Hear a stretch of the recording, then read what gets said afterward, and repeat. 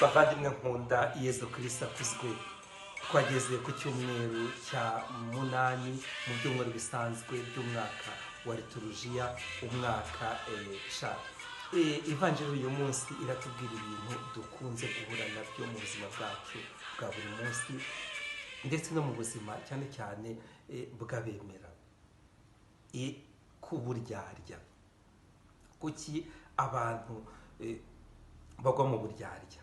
Ntawe utabawe, burya twese turabakandida bo kuri ubwo buryarya. Ariko uyu munsi Imana Yezu Kristo aratubwira uburyo twarwanya ubwo buryarya: kwirebaho, kwireba mu mutima, kwisuzuma. Ndumva ko ari umukoro Yezu Kristo aduhaye uyu munsi.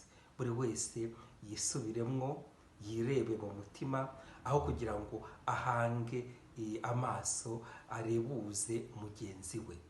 Burya indyarya nizo usanga zireba ibyaha by'abandi biriho cyangwa bitariho, zireba amakosa y'abandi, ariko mu by'ukuri zikiyibagiruzwa amakosa yazo. Twumve rero ko buri wese muri twe ari umunyabyaha, areba ibyaha bye, abyihane kandi yakire nyine umukiro w'Imana.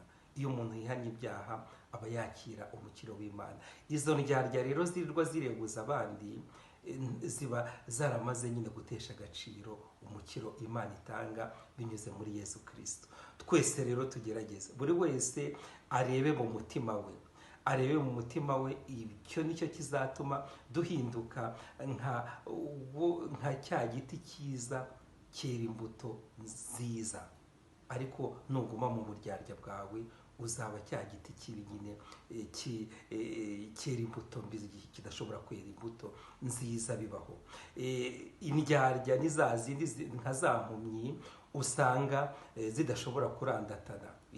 Nta mpumyi irandata indi, ahubwo zose zigwa mu rwobo.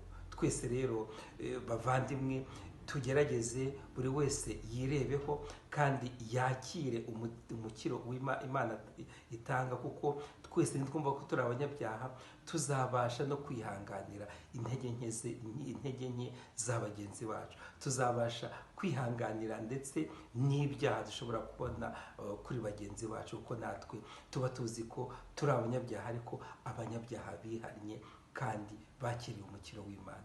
Nk'uko rero bisanzwe, mugende murebe Ivanjiri uyu munsi nuko yanditswe na Luka ku mutwe wa 6 kuva ku murongo wa 39 kugeza ku wa 45.